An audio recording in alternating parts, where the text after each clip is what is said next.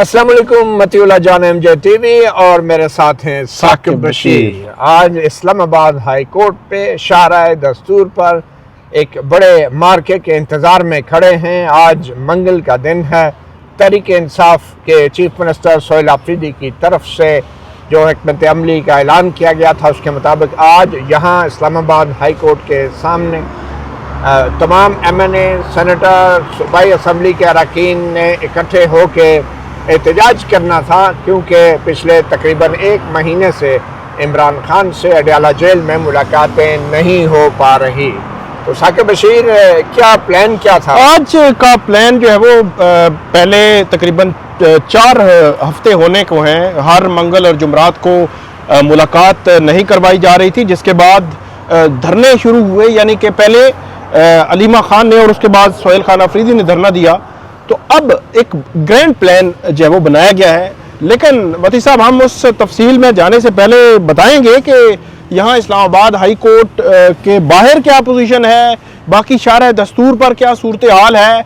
ऐसे लगता है कि हुकूमत ने खुद ही दफ़ा 144 इस्लामाबाद में भी नाफिज कर दी और रावलपिंडी में भी, और खुद ही उसको कोई कामयाब कराने का जो है वो प्लान बनाया है। आपको दिखाते हैं नाज़रीन को थोड़ा सा करीब ले जाकर कि एक्चुअली हो क्या रहा है।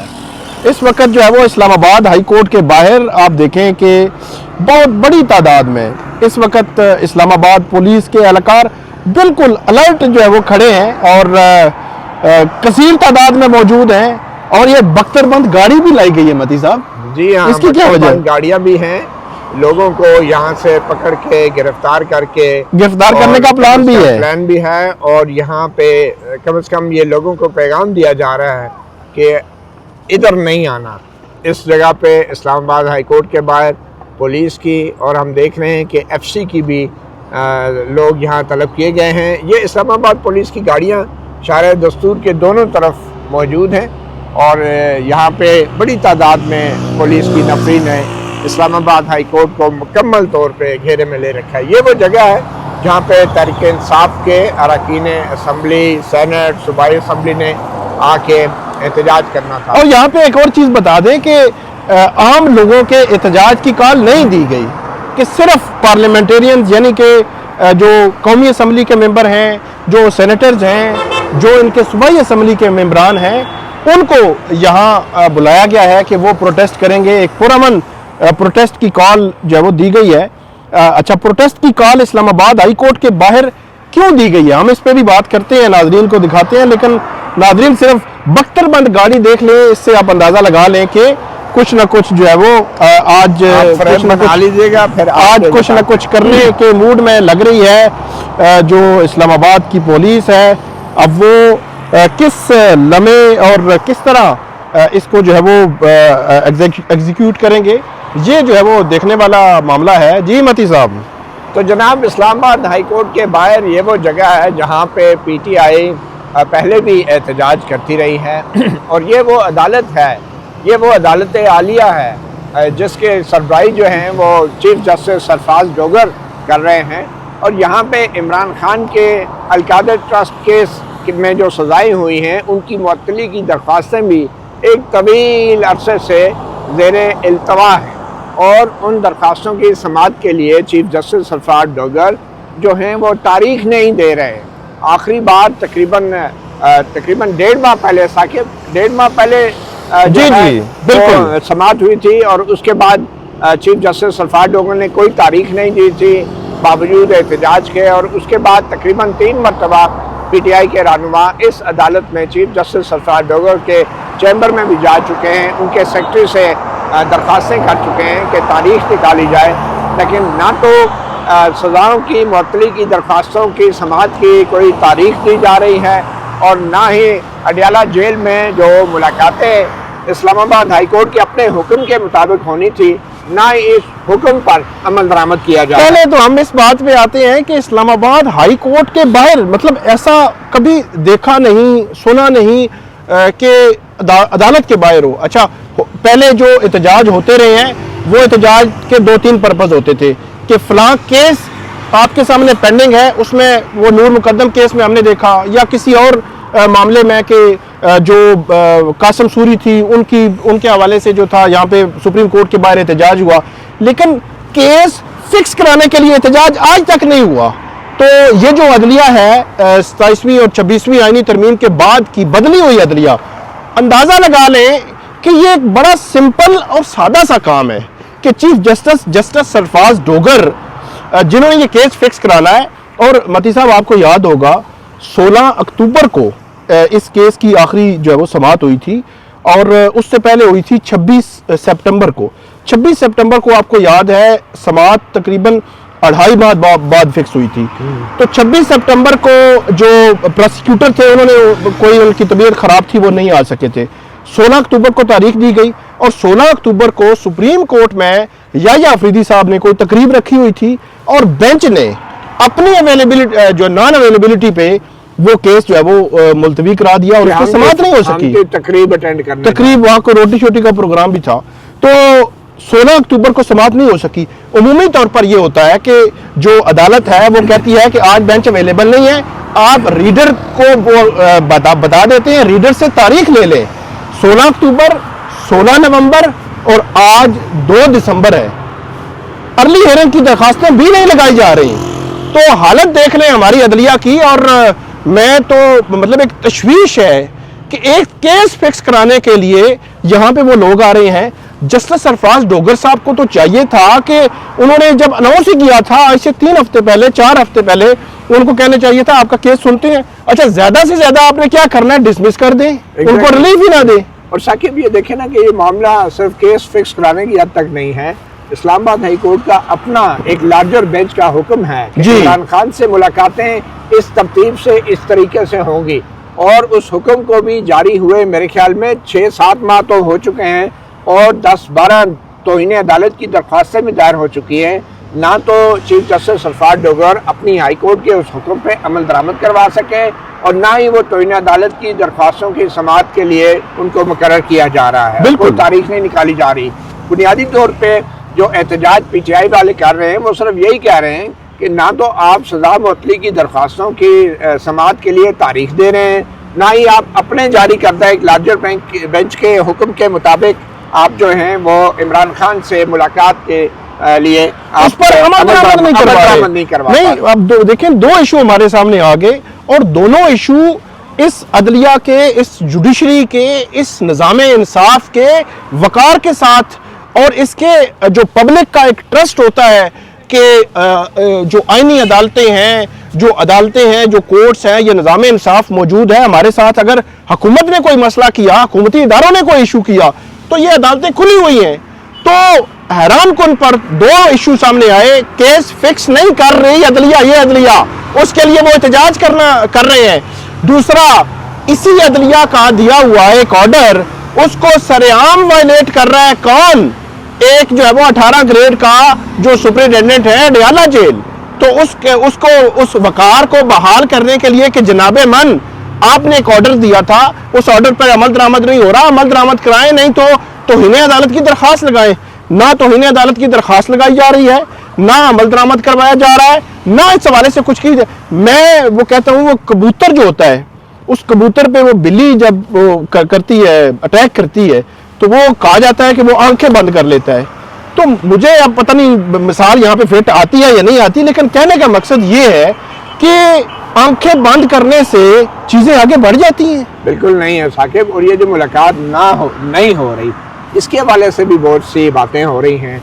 और एक जो है, एक मैं बताता चलूँ, बाकी अडयाला जेल की जो रोड है, जो अडयाला रोड है, वो बंद है, वो भी बंद की हुई है, और वहाँ पे भी बड़ा सुना है कि कोई इतनी अच्छी हालात नहीं है। रावलपिंडी दफा 144 भी है, रावलपिंडी में भी दफा 144। जी जी। अब आते हैं कि मुलाकात क्यों नहीं, ये किसने फैसला किया कि मुलाकात नहीं होगी? अच्छा, इसका कुछ मेरे जहन के मुताबिक इसका बराह रास्त ताल्लुक उस सियासी सिचुएशन से है जिसमें एक नोटिफिकेशन जारी होना है जी, और ये मुलाकातें जो है 4 नवंबर के बाद नहीं हुई। और तकरीबन 1 हफ्ता पहले नवाज शरीफ ने, आपने सुना होगा, एक गुफ्तगू की थी ज़िमनी इंतखाबात में जीतने वाले MNAs और MPs को 12-13 थे, एहतसाब सबका, और उन्होंने कहा कि जो बड़ा मुजरम है जो इमरान खान को लाने वाला है, यानी कि जनरल बाजवा, नाम लेने की हिम्मत नवाज शरीफ को भी नहीं, उन्होंने कहा उसका एहतसाब होना चाहिए। लगता ये है कि मियाँ साहब ने ये पिछले हफ्ता पहले से ही ये कहना शुरू कर दिया मुक़्तदर हलकों को और शहबाज शरीफ साहब ने कि भाई जनरल बाजवा के खिलाफ ट्रायल शुरू करें। उसके ऊपर थोड़े जब इख्तलाफात बढ़े तो मुझे ये लगता है कि मुलाकातें इसलिए बंद कर दी गई हैं कि इन सारे इख्तलाफात का और बाहर की सियासी सूरत हाल का इमरान खान कोई फ़ायदा ना उठा सके, इमरान खान कोई ऐसा बयान ना दे दे जिससे तासुर मिले कि सियासी कुव्वतें जनरल बाजवा के खिलाफ इकट्ठी हो गई हैं, और इस वजह से उनकी मुलाकातें बिल्कुल बंद कर दी गई हैं।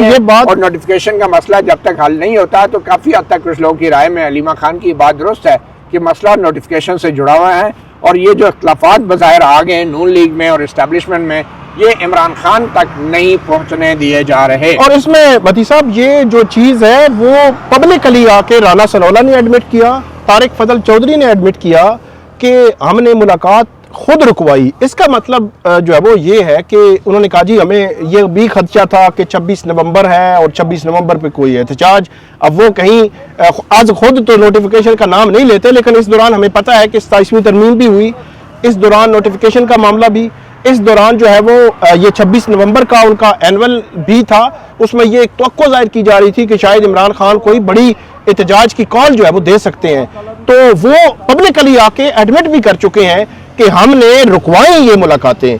तो मेरा सवाल में लेकिन मेरा ये ख्याल है कि एक सिविलियन हुकूमत और खासकर बकौल ख्वाजा आसिफ की एक हाइब्रिड हुकूमत वो पब्लिकली क्या कहेगी, वो ये तो कभी नहीं कहेगी कि ये हमारे बस में नहीं है। वो तो सरगोशियों में तो कहते हैं अपोजिशन वालों को क्या हमारे हाथ में कुछ नहीं है, लेकिन पब्लिकली तो उन्होंने यही कहना ना कि हमारी हुकूमत है, हम वजीर हैं, हम गाड़ियाँ झंडे बंगले जो हैं इंजॉय कर रहे हैं, तो उन्होंने तो यही कहना कि हमने ये फैसला किया है। मेरा नहीं ख्याल कि उनका फैसला है।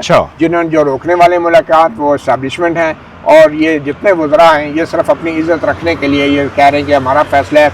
वजह बज़ाहिर यही लगती है कि इमरान खान तक इस सारी जो इख्तलाफात की खबरें हैं हुक्मरान जमात नून लीग, नवाज शरीफ और इस्टेब्लिशमेंट के बीच, वो इमरान खान तक नहीं पहुँचनी चाहिए कि उनकी तरफ से अगर कोई ऐसा सियासी बयान आ गया जिससे नून लीग का पलड़ा भारी हो जाए या नून लीग का हौसला बढ़ जाए तो वो भी फिर मसला बन सकता है। तो इसलिए मुलाकातें बिल्कुल ही वो बैन कर दी गई हैं। साकिब ये बताएं कि इस वक्त इस्लामाबाद हाई कोर्ट के अंदर क्या हो रहा है, आज क्या होना है? आज तो ये तवक्को कर रहे थे हमारे एक दोस्त रिपोर्टर हैं डॉन के मलिक असद, उनकी ये खबर थी कि आज शायद 2 दिसंबर तक जो है जस्टिस तारिक महमूद जहांगीरी इस्तीफ़ा दे देंगे। तो आज क्या सूरत हाल है? आज सूरत हाल तो अभी समातें चल रही हैं, अदालतें मौजूद हैं, तारिक जहांगीरी साहब के हवाले से भी बताया जा रहा है कि वो भी मौजूद हैं, लेकिन यह है कि इसमें जो असद मलिक साहब ने बात की थी वो 1 दिसंबर को उन्होंने कहा था कि वो इस्तीफ़ा दे सकते हैं मुमकिन तौर पर। तारिक जहांगीरी साहब ने इस्तीफ़ा तो नहीं दिया, लेकिन कल जब ओपन कोर्ट में खुली अदालत में एडवोकेट हाफिज अरफात ने उनको ये तशवीश का इजहार किया उनके सामने इन खबरों, इस्तीफे की खबरों के हवाले से, तो उन्होंने उस पर कोई कमेंट नहीं किया। तो इससे ये आप अंदाज़ा लगा सकते हैं कि हो सकता है कि वो रिज़ाइन की तरफ जो है वो जा रहे हों। लेकिन यहीं पे आज दिन को जस्टिस जहांगीरी डिग्री जो तनाज़ा है उसका केस भी जस्टिस सरफराज डोगर साहब ने फिक्स किया हुआ है। एक बात तो तय हो गई ना, जो केस जस्टिस सरफराज डोगर साहब ने फिक्स करना है वो 25 नवंबर को लगा हुआ था, तो बगैर अर्ली हियरिंग के उन्होंने पहले 1 दिसंबर को लगाया और फिर अब 2 दिसंबर को, यानी कि ठीक 25 नवंबर के 5-6 दिनों के बाद उन्होंने बगैर अर्ली हियरिंग के केस फिक्स कर दिया। इसका मतलब तो यह है कि केस वो आज केस लगा हुआ है, उसके हवाले से भी अपडेट आनी है। लेकिन 2 मजीद अपडेट्स मैं आपके साथ शेयर करता हूँ। जस्टिस सरफराज डोगर साहब ने, यानी कि इस्लामाबाद हाई कोर्ट ने एक जो है वो नई उन्होंने प्रेस रिलीज आई है अभी सुबह उन्होंने 2 नंबर दिए हैं, एक नंबर दिया है, ये नंबर मैं बोल देता हूँ 30313 6552827 0313655827। ये कह रहे हैं जी ये व्हाट्सएप नंबर है जोंग का। कोई भी जिसका कोई कंप्लेंट हो, कोई शिकायत हो इस्लामाबाद हाई कोर्ट से, तो इस पे व्हाट्सएप कर सकता है। यानी उसमें करप्शन की शिकायत भी सारी वो कह रहे हैं जी कोई किसी किस्म की भी आपकी इस्लामाबाद हाई कोर्ट की कोई शिकायत हो तो आपने आगे info@isc.gov.pk उन्होंने ईमेल भी दिया है तो वो कह रहे हैं जी आप जो है वो भेजें हमें, हम उस पर एक्शन लेंगे। और लेकिन साकिब, माजी में क्या होता रहा है, माजी में इस्लामाबाद हाई कोर्ट के मुअज़्ज़ज़ जजेस साहबान की तरफ से तहरीरी तौर पे उनके सेक्रेटरी की तरफ से जी जी ये खत लिखा गया जैसे बाबर सत्तार के सेक्रेटरी की तरफ से कि यहाँ पे लोग पैसे मांग रहे हैं जी जी, और ये जो नए तबादला शुदा जजेस हैं इनका अमला पैसे पकड़ है। ये बड़ा संगीन इल्जाम था जो किसी आम आदमी की तरफ से नहीं, जज के सेक्रेटरी ने लिखा था और यहाँ पे कैमरों ने भी उसको कैप्चर किया है। जी जी, तो उसका नतीजा क्या हुआ था, वो कैमरे हटा दिए कैमरे हटा दिए, जस्टिस सरफराज डोगर ने कैमरे ही हटा दिए और चेंज है कि वो जो खत लिखा गया था उस पर कोई एक्शन उस नहीं। खत के जवाब में कोई इंक्वायरी इनिशिएट, इतना बड़ा इल्जाम आज तक नहीं लगा। इस्लामाबाद हाई कोर्ट में होता होगा ये काम, आई डोंट नो, लेकिन यह कि आज तक ये इल्जाम नहीं लगा और किसी जज के सेक्रेटरी की जानिब से कोई इंक्वायरी, हमें नहीं मालूम कि कोई इंक्वायरी हुई हो, पब्लिक उसको नहीं किया गया किसी मामले को भी। जो चीज़ पब्लिक हुई वो आपने बता दी कि कैमरे उतार लिया गया, उन्होंने कहा कैमरा ला दो ताकि आज के बाद जो है वो ये मामले ही ना बने, ना 9 मन तेल होगा ना राधा नाचेगी। तो एक और बात जो आज सुप्रीम कोर्ट में जुडिशल कमीशन ऑफ पाकिस्तान का इजलास होने जा रहा है और ये पहला इजलास होगा 27वीं आईनी तरमीम के बाद, जिसमें नए चेहरे भी नजर आएंगे, जिनमें जस्टिस आमिर फारूक साहब भी अब जो है वो जुडिशल कमीशन के मेंबर बन चुके हैं। मेरे ख्याल में जस्टिस हसन नजर रिजवी सीनियर प्यूनी है जो यहाँ वफाकी आईनी अदालत के, वो भी उसके हैं। और जो जस्टिस अमीनुद्दीन खान साहब हैं पहले भी थे लेकिन अब थोड़ा सा सज धज के वो याया अफरीदी साहब के साथ जो है वो बैठेंगे।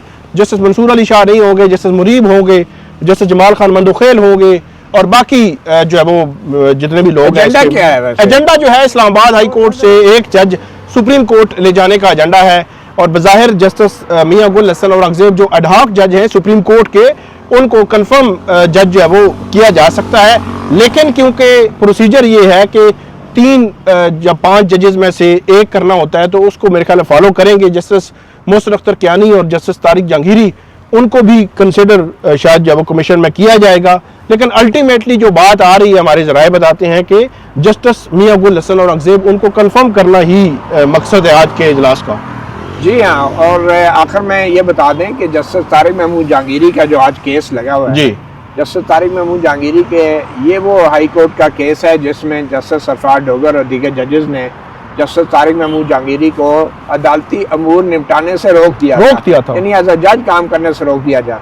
मगर सुप्रीम कोर्ट ने चीफ जस्टिस सरफराज डोगर का ये हुक्म जो है वो कूड़ेदान में फेंक दिया। सिर्फ सुप्रीम कोर्ट ने नहीं, अटॉर्नी जनरल ने कहा कि ऐसी कोई नजीर नहीं है। बिल्कुल सही है। दरखास्त गुजार जो है उसने भी कहा जी है ये तो बरकरार ही नहीं रह सकता और सुप्रीम कोर्ट ने वो हुक्म कल अदम करार दे दिया। बहरहाल सुप्रीम कोर्ट ने कहा कि ये मामला जो है इस्लामाबाद हाई कोर्ट जुरिस्डिक्शन का मामला, जी जी, अब मामला तय होना है कि क्या इस्लामाबाद हाई कोर्ट ये सुन भी सकती है किसी जज के खिलाफ केस के नहीं, उस हद तक ये मामला है। जबकि प्रोपेगेंडा ये किया गया कि एक दफा नोटिस जारी हो गए तो फिर केस वापस नहीं होगा और फिर अगर इस्तीफा भी दे देंगे जस्टिस तारिक महमूद जहांगीरी तो फिर भी मतलब ये है कि ब्लैकमेल किया जा रहा था थ्रू मीडिया बज़ाहिर अदलिया की तरफ से, हाई कोर्ट की तरफ से, कि जस्टिस जहांगीरी इस्तीफा दे दें, वरना अगर हाई कोर्ट ने नोटिस जारी कर दिया तो फिर पेंशन भी जाएगी, मुराद भी जाएंगी। ये एक ब्लैकमेलिंग टैक्टिक्स थी और मिसाल ये दी गई थी उस प्रोपेगेंडा के तहत कि जुडिशल काउंसिल ने भी जब जस्टिस मज़ार अली अकबर नकवी को शोकाज जारी कर दिया था तो उसके बाद उन्होंने इस्तीफा दिया था। तो नहीं, हालांकि जुडिशल काउंसिल एक डिफरेंट आईनी फोरम है और उसका प्रेसिडेंस डिफरेंट है और हाई कोर्ट जो है उसके पास ये अख्तियार ही नहीं है कि किसी जज को वो अपने हुक्म के जरिए हटा सके जब तक ये 200 का। और इस हवाले से जस्टिस इख्तियार तो नहीं है लेकिन पहले भी बगैर इख्तियार के किया गया और अब भी आप तो रख सकते हैं कि बगैर इख्तियार के कहा जाए कि ये जी मेंटेनेबल है, कहा जाए जी मेंटेनेबल है, ठीक है, और उसके बाद नोटिस भी कर दिया जाए तो वो जंगल के बादशाह जो वो बने हुए हैं अब तो अंडा दें या बच्चा जी, अब तो कोई वो है ही नहीं ना। वगरना तो बड़ा क्लियर है इनके साथ जस्टिस सरफराज डोगर, उनके साथ जो दूसरे बेंच में मेंबर थे जस्टिस खादम हुसैन सुमरो, वो अलग हुए। उन्होंने एक और केस में जाकर कहा कि ये जज के खिलाफ मिसकंडक्ट तो 209 में सिर्फ सुप्रीम जुडिशल काउंसिल देख सकती है। तो वो बड़ा क्लियर है, मामला तो बड़ा क्लियर है, लेकिन 25 नवंबर के बाद 1 दिसंबर को फिक्स करना, 2 दिसंबर को फिक्स करना, कहीं ना कहीं किसी को कोई मसला है जैसे जहांगीरी से, इसीलिए वो बार बार इस तरह जो प्रेशराइज करने की कोशिश कर रहे हैं। अच्छा साकिब, आखिर में क्योंकि बहुत से लोग अब वो चीफ ऑफ डिफेंस फोर्सेस और आर्मी चीफ के नोटिफिकेशन के हवाले से सवाल उठा रहे हैं, तो मेरे ख्याल में वो ये तवक्को करते हैं कि बतौर कोर्ट रिपोर्टर हम भी अपनी ये ज़रूर राय दें कि आखिर ये तनाज़ा है क्या नोटिफिकेशन का। तो मेरी तो राय ये है कि इसका एक कानूनी पहलू है और एक सियासी पहलू है। कानूनी पहलू तो ये है कि डेफिनेटली जब आइन या कानून में कोई भी नया ओहदा बनाया जाता है तो उसके लिए गज़ट नोटिफिकेशन करना ज़रूरी होता है, और इस बात की तस्दीक ख्वाजा आसिफ वज़ीर दिफा भी कर चुके हैं कि गज़ट नोटिफिकेशन तो होगा। अब मसला ये है कि ये कब होना चाहिए। अब कानून बन गया, आइन में तरमीम हो गई, ओहदा भी बन गया, तो इसमें ताख़ीर क्या हो रही है। ये जो वजह बताई जा रही है कि उसमें बड़ी तैयारियां करनी पड़ती हैं, रूल्स में अमेंडमेंट करनी पड़ती हैं। बाय द वे मैं आपको बताऊं कि रूल्स में अमेंडमेंट जो है वो बहुत पहले आइन में तरमीम और कानून में तरमीम से पहले भी रूल्स की अमेंडमेंट जो है वो फाइनल हो चुकी थी, लेकिन अब ये एक बहाना बनाया जा रहा है। लगता ये है कि इसका जो सियासी पहलू है वो हावी है, और वो सियासी पहलू ये है कि इख्तलाफात हैं हुक्मरान इत्तेहाद नून लीग ख़ास तौर पर नवाज शरीफ में और इस्टेब्लिशमेंट में, क्योंकि इस्टेब्लिशमेंट ने नवाज शरीफ के साथ जो 2024 के इलेक्शन में किया वो बहुत बुरा किया और बड़ी हसीमत उठानी पड़ी। नवाज शरीफ को शर्मिंदा करना पड़ा, शर्मिंदा होना पड़ा। 3 दफ़ा का वज़ीर-ए-आज़म जो है मानसरा से इलेक्शन हरवा दिया, लाहौर से इलेक्शन जितवा दिया, आप समझ रहे हैं ना। तो इसके बाद वो चाहते हैं कि उनकी इज़्ज़त बहाल हो, वोट की इज़्ज़त बहाल हो ना हो, नवाज शरीफ की इज़्ज़त बहाल हो। लग ये रहा है कि वो वाहिद तरीका यही है कि नवाज शरीफ एक दफ़ा फिर वज़ीर-ए-आज़म बने। और अंदाज़ा करें कि भाई वज़ीर-ए-आज़म है, जमात की अक्सरियत है, और अभी भी वो वज़ीर-ए-आज़म बनने के लिए भावताव कर रहे हैं। उन्हें ज़रूरत क्या है इस्टेब्लिशमेंट से कहने की, नवाज शरीफ को हुक्म दें कि भाई साइड पे हो जाओ, मैं आ रहा हूँ। ये कैसे हो सकता है कि जिस जमात के हवाले से इल्ज़ाम था कि उसकी 17 नशिस्तें थीं, उन नशिस्तों को मखसूस नशिस्तें या पहले काजी फायजीसा ने सहूलतकारी की या करवाई गई, वो किसने करवाई? नून लीग ने तो नहीं करवाई। फिर मखसूस नशिस्तें उनको झोली में डाली गई, फिर उनको जो है वो 9 मई के 15 मेंबरान नायल हुए, ये झोली में डाली गई। तो ये नून लीग ने आज खुद तो नहीं किया ना, ये जो उनको सर अक्सरियत मिली है ये नून लीग की अपनी अक्सरियत उन्होंने आज खुद नहीं ली। जब अक्सरियत उनको किसी और के जो है वो ताकत से मिली है तो उनकी क्या मजाल है कि वो जो है वो इख्तलाफ करें। जो आप बात कर रहे हैं मैं तो इससे इख्तलाफ करता हूं कि ऐसी कोई बात ही नहीं है सिरे से। उसकी वजह 27वीं आईनी तरमीम में पाकिस्तान की जो हिस्ट्री है उसमें पहली दफा आप एस्टेब्लिशमेंट को किसी न किसी तरह आईनी रोल दे रहे हैं, आइन में आप लिख रहे हैं, ठीक है। और उसमें नवाज शरीफ साहब स्पेशल आते हैं और 50 दफा जो उठक बैठक होती है कि जब वो आईनी तरमीम जो है वो मंजूर हो रही थी कौमी असम्बली से, और वो उसमें एग्री करते हैं और उसके बाद आईनी तरमीम मंजूर हो जाती है और ये हुकूमत खुद करती है। मेरा तो नहीं ख्याल कि अगर कुछ करना था तो उससे पहले करते। अब तो बनता ही नहीं है, अब तो आइन में लिखा हुआ है, अब तो किसी कोर्ट में चले जाएं तो इनको करना ही पड़ेगा, इससे बाहर नहीं जा सकते। देखिए सियासतदान जो होते हैं वो हर चीज़ जो है एक ख़ास वक्त के लिए वो मुकर्रर कर देते हैं अपने जो अहम सियासी फैसले हैं। इस्टेब्लिशमेंट इतनी तगड़ी और ताकतवर है और इस पोजीशन में है कि उन्होंने अब ये दबाव के ऊपर आके या जो भी तरमीम तो कर दी, लेकिन उसका उन्होंने एक सिचुएशन तो क्रिएट कर दी ना, अब एक टेंशन तो क्रिएट कर दी ना। अब नून लीग की जो हुकूमत है उसकी इस ताख़ीर की वजह से जो तीनों सर्विसेज हैं उनके बीच में भी गलतफहमी पैदा हो रही है। आप ये देखें ना, तकनीकी एतबार से ये जो ख्वाजा आसिफ साहब या राना सनाउल्लाह कहते हैं कि इसमें टाइम लगेगा, नहीं राना सनाउल्लाह का मैं वैसे ऐड कर दूं आपको। राना सनाउल्लाह ने 15 नवंबर को नदीम मलिक साहब के प्रोग्राम में ये बात की थी कि 1-2 दिनों में नोटिफिकेशन हो जाएगा। वो जो आप बात कर रहे हैं इस हद तक मैं बिल्कुल एग्री हूं कि वो नोटिफिकेशन जो 15 से 17 नवंबर हो जाना था या 27 तक हो जाना था या 29 तक वो नहीं हुआ। अच्छा, अब इसके पीछे वजह क्या है? जो मुझे लग रहा है ना, आपने कहा कि पहले ही तरमीम ही ना करते अगर कोई इख्तलाफ होता, तो सियासतदान जो है वो एक जगह पे पहुंचा के इस्टेब्लिशमेंट को डील करना चाहते हैं। वो इसलिए कि फिर इस्टेब्लिशमेंट हमेशा जल्दबाजी में फैसले करती है, इस्टेब्लिशमेंट हमेशा दबाव डाल के फैसले लेती भी है और दबाव में आके फैसले करती भी है। तो मुझे ये लगता है कि नवाज शरीफ साहब ने जो उनके साथ हुआ इस इलेक्शन में वो बिल्कुल इररेलेवेंट हो गए, चाहे जो मर्जी उन्हें कह दें कि वो साथ बिठा के मरियम जितनी प्रेस कॉन्फ्रेंस करवा ले हैं, वो इररेलेवेंट हो गए अमली तौर पर। वो अपनी इज्जत की बहाली चाहते हैं। तो इसलिए मैं कह रहा हूँ कि उन्होंने एक ऐसे मोड़ पर आके एक नई एक पख डाल दिया है, पख कहते हैं या क्या कहते हैं, कि जिसमें इस्टेब्लिशमेंट को सोचना पड़ेगा। और इस्टेब्लिशमेंट क्या दे सकती है? इस्टेब्लिशमेंट से वो क्या चाहते हैं? वो यही चाहते हैं कि भाई शहबाज शरीफ को हटाएं और अब नवाज शरीफ आएगा, वज़ीर-ए-आज़म बनेगा, अपनी इज्जत बहाल होगी।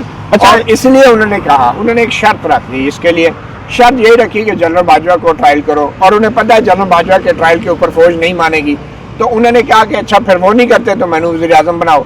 फिर यही होगा ना, ये तो नहीं होगा कि वन में। अच्छा, अगर शहबाज शरीफ जो है वो कितने बाइख्तियार वज़ीर-ए-आज़म हैं या थे, या उनकी जगह अगर कोई रिप्लेसमेंट XYZ नवाज शरीफ की आए या बिलावल की आ जाए इवन, तो वो कितने बाइख्तियार होंगे? देखें, नवाज शरीफ को तो कभी भी इस्टेब्लिशमेंट ट्रस्ट नहीं करेगी। इस मुल्क में जब भी किसी वज़ीर-ए-आज़म को हटाया गया है तो उसको दोबारा हुकूमत में फौरी तौर पे नहीं आने दिया गया। आपने देखा कि 2007 में एक ऐसा माहौल पैदा हो गया कि बेनज़ीर के लिए हमदर्दी पैदा होगी, बेनज़ीर शहीद हो गई, और वरना नवाज शरीफ भी एक अच्छे कंपेटिटर थे। अगर बेनज़ीर भुट्टो शहीद ना होती तो नवाज शरीफ मुशर्रफ के फ़ौरन बाद दोबारा वज़ीर-ए-आज़म बन सकते थे, लेकिन एक ऐसा माहौल पैदा कर दिया गया, या शहीद करने वालों ने किया या जिसने भी किया, कि नवाज शरीफ वापस नहीं आ पाया और बेनज़ीर भुट्टो की शहादत हुई, और जिसमें फिर कहा गया कि हमदर्दी के वोट मिले, ठीक है, और फिर बेनज़ीर की पीपल्स पार्टी की हुकूमत बन गई। तो नवाज शरीफ को तो दोबारा वो कभी नहीं आने देंगे मौजूदा हालात में भी, क्योंकि नवाज शरीफ के साथ जो वो कर चुके हैं, उन्हें पता है कि अगर ये वज़ीर-ए-आज़म बन गया, इसको तो पता है ना कि इसके साथ क्या हुआ है, तो इसने गिन गिन के बदले ने उन्हें स्कोर सेटल करने हैं। तो इसलिए वो एक मज़ामत है, मुखालफत है। मुझे लग रहा है कि नवाज शरीफ जो है वो या तो जनरल बाजवा के ट्रायल पे उसको राज़ी होना चाहिए, या फिर खुद वज़ीर-ए-आज़म बनने पे, अदरवाइज ही इज़ फिनिश्ड। लेकिन वो रात असद उमर ने एक बात लिखी, उन्होंने कहा कि जिन दिनों में जो नदीम अंजुम साहब उनके DGI बनाना चाहते थे जनरल बाजवा नदीम अंजुम साहब को, और वो जो इमरान खान साहब हैं जनरल फैज़ को कंटिन्यू कराना चाह रहे थे, उन्होंने बाद में कई दफ़ा कहा भी, तो वो एक फड्डा बना पहली दफ़ा, ठीक है। वो असद उमर साहब ने रात ट्वीट किया कि वो फड्डा रिजॉल्व हो गया, एक लम्हे पे चीज़ें तय हो गई थी कि हम उनका नोटिफिकेशन हो जाता है और वही होंगे नदीम अंजुम साहब। लेकिन वो कहते हैं कि हम प्राइम मिनिस्टर हाउस से निकल रहे थे तो शाह महमूद कुरैशी साहब मेरे साथ थे, तो उन्होंने मुझे कहा, उन्होंने कोड एंड कोड लिखा है कि असद उमर कहते हैं मुझे मुखातब करके कहा कि जब वो दरार तो पड़ गई है, दरार पड़ गई है। तो ऐसे लगता है कि अगर यही जो हम बात कर रहे हैं, जो एनालिसिस है डेफिनेटली हमारा, ये अगर सिचुएशन हुई है तो दरार तो पड़ गई है। बहरहाल जी, दरार तो पड़ गई है। असूली तौर पे दरार होनी नहीं चाहिए। हम जैसे लोग तो ये कहते हैं कि इमरान खान का राइट था, वो जिसको भी आर्मी चीफ बनाते हैं, और आज हम ये कहते हैं कि नवाज शरीफ का राइट है कि वो जो भी चाहे उसकी पार्टी जिसको भी वज़ीर-ए-आज़म बनाए। और अगर शहबाज शरीफ की हुकूमत है और नवाज शरीफ मुतालबा कर रहा है कि इमरान खान को लाने वालों बड़े मुजरमों का ट्रायल होना चाहिए, तो फिर शहबाज शरीफ से बात करें ना नवाज शरीफ। इस तरह प्रेस कॉन्फ्रेंस में बैठ के, मीडिया के सामने बैठ के बात करने की जरूरत नहीं है। शहबाज शरीफ को घर बुलाएं। शहबाज साहब आ गए वापस लाहौर, हमसे मुलाकात भी आज हो गई, इस्लामाबाद आ रहे हैं वो, और उन्हें कहें कि जनरल बाजवा के ट्रायल का ऑर्डर जारी करें, क्योंकि वो प्राइम मिनिस्टर। देखते हैं अगर प्राइम मिनिस्टर शहबाज शरीफ के पास कुछ नहीं है तो नवाज शरीफ के पास क्या होगा। चले देखते हैं, मजीद भी आपको अपडेट करते रहेंगे नाजरीन। आप हमें इस वीडियो पे फीडबैक दीजिएगा। अल्लाह हाफ़िज़।